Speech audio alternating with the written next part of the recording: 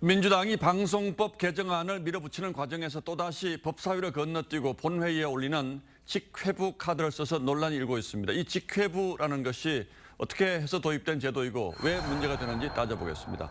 자, 홍영 기자 먼저 직회부라는 제도 어떤 건지부터 설명해 주시죠. 네, 상임위에서 통과된 법안을 본회의로 올리기 전에 이 법사위를 반드시 거치는데요. 이 법사위에서 이유 없이 법안을 붙들고 있다면 60일이 지난 시점에서 상임위 위원들의 5분의 3 이상 찬성으로 본회의 직회부를 요구할 수 있습니다. 이 법사위가 원래 다른 법률과 충돌하는지 이 문구가 적정한지를 따지는 곳인데 이 사실상 상원 노릇을 한다는 지적이 나오면서 생긴 제도입니다. 예, 제도의 취지는 이해가 되는군요. 법사위가 이유 없이 법안 처리를 막고 있다면 뭔가 견제 장치가 있어야 되지 않겠습니까?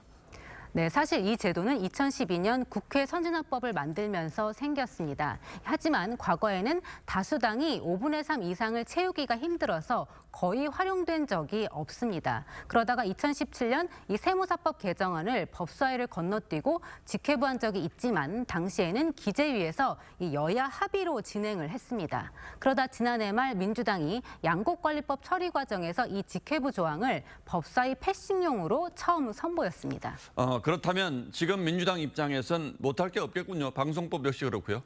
네, 그렇습니다. 사실 어느 정도 예견된 상황입니다. 지난 2021년 민주당이 법사위원장직을 국민의힘에 내주면서 대신 법사위 심사 기간을 120일에서 60일로 단축했습니다. 이 법사위에서 주력 법안 처리에 제동이 걸릴 것을 우려해서 미리 손을 써놓은 게 아니냐는 해석이 나오는데요. 국민의힘 입장에서는 허를 찔린 셈입니다. 자, 법사위를 건너뛴 법안은 바로 본회의로 상정이 됩니까? 네, 바로는 아니고요. 이 30일간 여야 합의 기간을 둡니다. 이 30일마저 지나면 본회의에서 무기명 투표를 거쳐서 회부할 수 있습니다. 이 총 90일이 지나면 본회의에 법안을 올릴 수가 있는 겁니다. 여당의 입장에서는 이 대통령의 거부권 행사 말고는 막을 수 있는 방법이 없습니다. 일단은 상임위의 수적 구성이 제일 중요한 것 같은데 민주당이 이렇게 마음만 먹는다면 직회부할 수 있는 상임위가 얼마나 되죠? 네, 예결위원회를 뺀 전체 상임위 17곳 가운데 이 9곳에 이릅니다. 이 모두 민주당 의원이 상임위원장이면서 민주당 성향 야권 의원들을 합쳐서 5분의 3 이상입니다.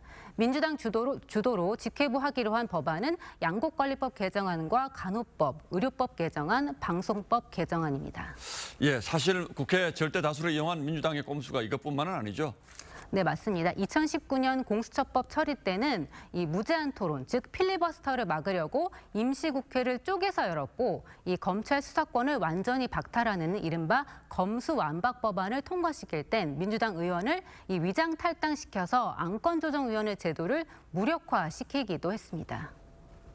국회 내에 다양한 제도를 만드는 이유는 타협과 협의의 정치를 하라는 거거든요. 운영하는 주체인 국회의원들의 민주주의를 실천하겠다는 의지가 부족한 점이 여실히 드러난 거고요.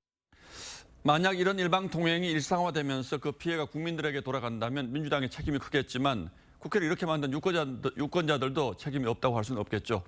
예, 홍영 기자 잘 들었습니다.